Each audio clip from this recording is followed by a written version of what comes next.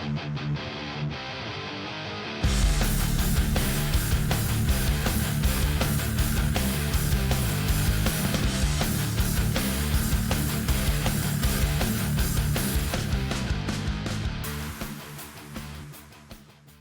into another episode of Hot Takes and High Stakes. We're your hosts, Austin and Taylor.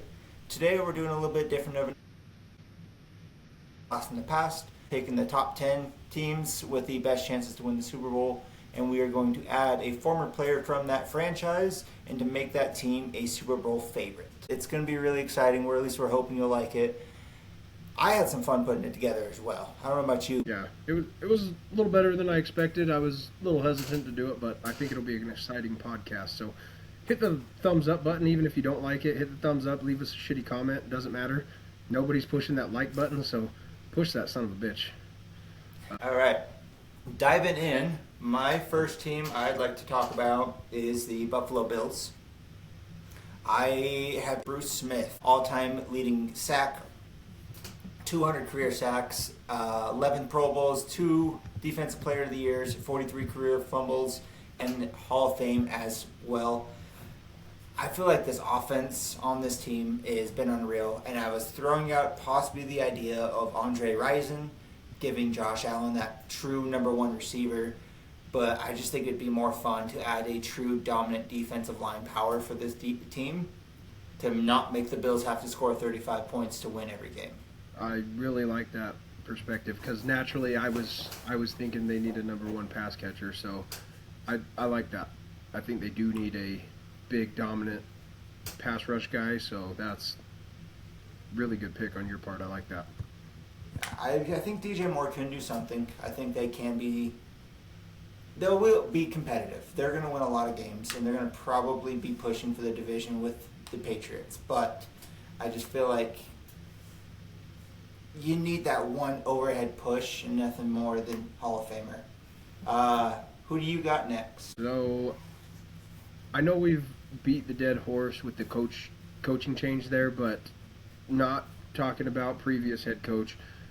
How do you think he's going to do? Because I personally think that we're going to see a lot of the exact same system, scheme, same coaching tree. I really don't think you're getting a big change. I really don't. We're not going to go into the firing again. We've beat that horse, but I don't know that the team's going to be a lot different, and I really only see a little bit of a regression from them. I truly think they're going to be better. I actually thought this was a smart signing opposed to some of the other head coaching hires. I thought hiring in-house, keeping a familiar system, that way you're not going to be stressing out all the young players that you already have on the offense that struggle with the current scheme. First team on my board is going to be the San Francisco 49ers. We know they're a very strong team. They've been very injury-ridden in this offseason. That's what plagued them last year. I do think with what's going on with injuries, they need a pass catcher. So the best pass catcher that has ever played for the 49ers, undoubtedly Jerry Rice. That's who I'm going with. Played 238 games with him with 1,281 receptions and just shy of 20,000 receiving yards. Took home 3 Super Bowls, 1 Super Bowl MVP, and in that Super Bowl MVP performance, he had 11 catches, 215 yards. Just absolutely one of my favorite players to ever play the game. I'm a big Jerry Rice fan. In my opinion, the Michael Jordan of wide receivers. I was just going to get to that. You know what the difference is between that? Is there's a conversation with Jordan and LeBron. Obviously, we all know that. There's not a conversation with Jerry Rice. When you ask anyone, who's the best receiver to ever play? Jerry Rice. There's no questions. Yeah, a lot of people go Calvin Johnson, a lot of people go Randy Moss, but yeah, I agree with you. I'm so big on Jerry Rice. Oh, Jerry Rice is where every receiver holds their standard to. He is the greatest to ever play, and will stay that way until some crazy another unicorn comes by. If you could take somebody with that old school mentality, that old school work ethic, I just don't think that even modern day anyone is going to outwork this guy. I can't see a better fit for modern day 49ers than putting Jerry Rice on that team. That's exactly what they need, in my opinion. You have CMC pairing with that, which also another hard-working guy. Two dominant players, George Kittle. That'd be a very fun offense. But the difference is Jerry Rice did not miss a lot of games throughout his career. And that would be kind of cool to see a player just play all 17 games for the 49ers for a season. Who do you got next? For my next team, I have the LA Chargers. As you all know, I'm already a big fan of the Chargers this year. I'm very high on them. I think they're going to do very, very well. I feel like they have a lot of things that they could use. Antonio Gates was one that passed across my mind, one of the best tight ends to ever play the game. Shaw Merriman, a strong middle linebacker that just dominates everybody. Eric Weddle, a ball-hawking safety that can take the top off and make sure that nothing gets past him. But when you looked at it, I just thought nothing would be more fun than LaDainian Tomlinson, possibly one of the best running backs to ever play. 2006 MVP for 31 touchdowns and one of the last non-quarterbacks to win the award.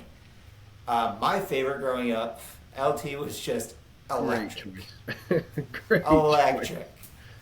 On the run side, he was incredible. On the passing side was where he also thrived, and that I think would really help Justin Herbert out. Would allow a lot of these receivers to not have so much on their shoulders and allow them to take the top off because everyone's going to be stepping up knowing the LT is back there. Yeah, LT would be an absolute perfect fit in this team because with this coaching that they are going to want to run the ball, and with this offensive coordinator that's an absolute genius in scripting up run plays, that would be just absolutely incredible to watch him have the talent like LaDainian Tomlinson in his backfield. I just absolutely think that would be that one player that could push this team over the top and get them to a championship. I think that's a great pick. Well, we saw what Devon Achane did last year with Mike McDaniels at the play calling helm. Yeah, not even Devon the same category as LT. No, exactly. Yeah. Can you imagine? He had 5 Pro Bowls, 3 first-team All-Pros, 162 total touchdowns, which is third all-time, and 13,684 yards, which is 7th. Second for all-time career rushing touchdowns, with 145 career rushing touchdowns. That is insane numbers. Okay, jumping into my next pick, I will go with the Kansas City Chiefs. And you've heard us talk a lot on this show about criticizing this offensive line, and a big part of that is having those people that can get open downfield quickly. And I think when you look back at when Patrick Mahomes was paired with Tyreek Hill, I think that was when this offense was probably one of the most effective offenses that we've ever seen in football. Within that time frame, there were 58 games played. Tyreek Hill had 331 receptions for 4,600 yards and 46 receiving touchdowns. I think if the Chiefs had a go-to guy like that and had they never parted ways with him, could have won 2 more Super Bowls. I think they thought that they didn't need him, and in reality, I think the Chiefs needed Tyreek Hill more than any other player, with the exception of the quarterback, of course. But yeah, I think Tyreek Hill would be that difference maker for them, despite having that terrible offensive line that they've done nothing to address. I think that's someone that can get open quickly, run good routes, and you don't have to rely as heavily on a strong offensive line because this guy's going to get open, and Patrick Mahomes has trust in him as well. So that's why I went with Tyreek Hill. It's a little crazy. When you're thinking about pass catchers, I had 2 names in my mind that kind of was like, oh shit, maybe he's going that way. I thought you were either going to go with Priest Holmes I was thinking about Priest Holmes because he's one of my Dante favorites. Hall. Dante Hall, the human joystick. Yep, another good one. It's just I was thinking what they need as of right now, and they don't want to rely heavily on the run game. I mean, they've had no success. I do think it will get better this year with K9, but I just think if you put Tyreek Hill in this offense when he was in his prime, because that's obviously how we're addressing these players, I think you put him. Yeah. And if he had never left, if you keep him in that offense now, that's exactly what this team needs. Can you imagine a Tyreek with a Rashid Rice on the other side too? That'd be a fun Exactly. offensive Yep. pairing. Yeah. And a little bit, that would allow Xavier Worthy to actually not have to take such a big role and allow his speed to shine. Where Let him play the slot. Let him play the slot. perfect. He's Play not nice. an outside receiver. No, he's a number 3 receiver, and he's a fast number 3 receiver. Every team needs one. It's good, but he's not going to take your team for 1,400 yards. Jumping into my next one, I'm going to do my obvious choice, the Baltimore Ravens, and bringing back Ray Lewis. There's not really a player on that team that you could bring back that would make more. Maybe Ed Reed. I kind of bounce back and forth between Ed Reed and Ray Lewis. But with Kyle Hamilton already at safety position, I feel like Ray Lewis would be that for sure thing that shores up that A gap, B gap situation, just honestly anywhere. He is a tackling machine. He's the second all-time leading tackler in the NFL. He has over 2,000 tackles and 41 sacks, 19 forced fumbles, and 31 picks. 2 Super Bowls, Super Bowl MVP. He is possibly the greatest. Absolutely. And when you talk about a player that can absolutely change the dynamic of an entire team, that would be the guy. Because he studied film like he was a coach. He wasn't out playing around, acting like a dumb kid. Like he was in the film room studying. This guy knew his opponent's offense better than most of the players on that team. Like he was just an absolute film genie, and yeah, I think with the energy that he brings to a team, that's the one guy that could absolutely make that difference. My only hiccup with Ray Lewis and nowadays, there's no way that they would let him play with all the hits that he had back then. He would go to prison. He would be in straight up prison for the hits that he laid on some players back in the day. Oh yeah, him, James Harrison, somebody that comes to mind. Oh yeah. I think Vontez Burfict was the last last gladiator to play the linebacker position. As much as I hate that guy, he was a violent individual, and it can't exist anymore. I think Ray Lewis still would have found a way to succeed. He would have changed the way that he made tackles and been able to adapt, but yeah, I don't think there's a better option. Maybe Ed Reed, you could argue, but either one of those two guys I think can absolutely change that whole dynamic of this defense, and it's been a little bit of a weaker point for them. They did show a lot of improvement last year. They were trending in the right direction, and I think they will continue that this year, but yeah, you put Ray Lewis in that Mike spot, and he's absolutely going to take over that entire defense. I wanted to throw a receiver in there, and aside from the couple years of Steve Smith, which we can both agree wasn't really his prime years, I didn't really find any receivers to throw in there. That was some hard searching. I don't really have an all-time great that comes to mind for them. They've just kind of struggled at that position throughout the years, which that and quarterback, at least they have Lamar. Like that's their first truly good quarterback that they've ever had. I mean, I don't like Joe Flacco. I don't think he was elite. No, he was a good enough quarterback for a team that had an absolute lights-out defense.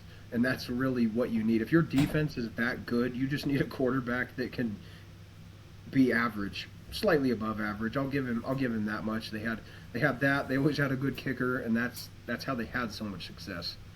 Yeah, they were really put together really well. So who do you got for your next team? So I'm going to go with the Bengals, although I'm not quite buying into all the off-season hype. They are a contender to win the Super Bowl as far as odds go, so that is how we picked this team criteria. The first thing that comes to mind is their defensive weakness, I think, for everybody. And they've done a little bit to address the pass rush, so I'm looking at their secondary. And Ken Riley was a quarterback that played long before either of us were born, but after I looked into this guy and looked at his statistics, I am like, holy shit, this is exactly what this team needs. So, played 207 games for the Bengals, 65 interceptions, and 5 defensive touchdowns, 18 fumble recoveries. Dude is just an absolute ball hawk from what I can see. In the 1976 season, he logged 9 interceptions. Absolutely insane. In 1982, he picked off 5 passes, and that was only a 9-season NFL game there because of the strike. So I just think this is someone that would absolutely fit so well, and who knows speed-wise how we would pair with these modern-day wide receivers, but statistically looking at this guy, that's someone we need to bring back. Like, his ability to get picks absolutely cannot be contested with. I think that would be everything they need. Somebody in their secondary to come in and lead this team, provide some energy for the defense so they're not constantly relying on their offense, giving up points, just waiting for Joe Burrow to bail them out. Yeah, no, I kind of think that was a smart pick. They're loaded on offense. There's not really a player you could put in. Although Chad Johnson in this offense would be electric. But they don't need another pass catcher. No. That's why I went this way, yeah. I get where you're coming from. And they've shored up the line and the linebackers this offseason, so hopefully we're going to have better results from there. Corner, I think, is a good pick. And 65 career interceptions, even back in the 70s, is electric. That's yeah, there wasn't people doing that. That's insane. That is a lot of interceptions. I mean, shit. That's as many interceptions as my guy that I'm going with at the next one. So that's Hall of Fame numbers right there. Well, since you already broke the ice, who's the next defensive player that you're going with? So I'm going with the Green Bay Packers, and I'm throwing in Charles Woodson for my player. 65 career interceptions. The only player with 60 interceptions and 20 sacks in a career from the safety position. Just could not stop him anywhere. 2009 Defensive Player of the Year. Heisman Trophy winner in 97, beating out Peyton Manning. He was just one of the best to ever watch. And the Packers really need something help on the secondary. Their offense should be primed for good. I was thinking possibly Donald Driver, maybe Devontae Adams would be kind of fun to see in this offense. Possibly even Reggie White on the line. But I just feel like nothing needed more than secondary help on this team. Yeah, big concerns as far as their pass defense goes, so I can't argue with that. And Charles Woodson's one of my favorites to ever play the game, especially when he was in Green Bay. Just such a playmaker. The fact that they wrote him off and thought he was just washed and done, and goes to Green Bay, has a reborn year, and solidifies his Hall of Fame accolades. Truly, truly one of the greats. I feel like that would make this team a lot more competitive, at least increase their odds a lot more than where they are. But the other option would be Brett Favre. That'd be fun too. Because I didn't want to do the Brett Favre, Aaron Rodgers shit that you see on every other Packer page. Yeah. Brett Favre paired with Christian Watson, though. Brett Favre loved to huck it up, and that's where Christian Watson excels. So that's an arguable choice as well. All right, who do you have your next one? Jumping into my next pick, I went with the Philadelphia Eagles. Where do you think I'm going with this one? What's your biggest concern with the Eagles? What is their weak point? They've shored up their cornerback and their secondary. Their corners are strong. Their defensive front is, I think, headed in the right direction. But they have not a real strong safety group. So how do you see the Eagles and think of who can I bring from the past to make this team dominant? Brian Dawkins, 9-time Pro Bowler. And I know you're a big Brian Dawkins fan, so I don't think you'll disagree with me on this one. 1,147 tackles, 37 interceptions, 26 sacks, and 36 forced fumbles, 19 fumble recoveries, and 224 games played. That is a guy that absolutely just, I want to say reshaped the game, but in his era there were so many good safeties that played the same style of football that it's hard to say that he single-handedly did that, but the way that defenses were scheming back then, he was just absolutely lights out. Brian Dawkins now playing for the Philadelphia Eagles, I think that would be the one player that they would need defensively that would absolutely ignite this defense to go play lights out. they already have a nasty defensive line that just spits in the face of their opponents. Literally. But I can't imagine that nastiness. So they have good linebackers too, Zach Bond. And then they have the nastiness of Brian Dawkins, who growing up was one of my idol safeties looking up to. He was incredible, fast, strong. He had great ball skills, but he didn't put up a no shit if you try to throw anything underneath. Not in his motherfucking house. Brutal. Yeah, you went crossing routes, not going to happen. Not going to happen. Heaven forbid the defense bring a safety blitz because he's getting there. He's getting there untouched, and your quarterback's getting decapitated. Can you imagine the slot receiver off their 5th in route of the game being like, God fucking damn it, like, I don't want to run this again. Worthy just running across the middle of the field. Like we saw what Travis Kelce did. Now imagine what Brian Dawkins did. Brian Dawkins is doing it on purpose. All right, who you jumping into next? So for my final one, this one is not so much as a championship caliber team. This is the Atlanta Falcons. They're right there on the cusp, but I do think that adding Michael Vick would make this team a championship caliber level team. However, when I did the research here, this was before James Pierce got suspended the 8 weeks, and this is, in theory, Jalen Walker's ACL is still intact for this season. But I feel like adding one of the most dynamic quarterbacks to this offense, where we have 2 left-handed dum-dums throwing the ball, I feel like this would just be electric. Yeah, when we started talking about this, that wasn't – we hadn't seen their first preseason game with their starters out there on defense just getting absolutely defiled by the Broncos. Whoa. That defense is concerning. I wasn't really concerned with that defense. I figured they would be, mid-20s as far as rankings go defensively, but – they've got weapons on offense, so you put a good, reliable quarterback that can extend plays like Michael Vick in this modern era, like that's what everyone wants to have. He was doing it long before that was even thought of. Like that's not how you played quarterback when he was doing it. And I can't imagine if you were able to pair him with a modern day offensive coordinator, how dominant he could be. I think everyone remembers the game against the Minnesota Vikings overtime, and Vick decides, so I'm going to take this motherfucker all the way to the end zone. There's a reason why he says 6,100 rushing yards and is still the all-time leading rusher for a quarterback in the NFL. He was a couple canines away from being a Hall of Fame player. That's 100%. If they didn't fuck around with some dogs, that man would be in the Hall of Fame.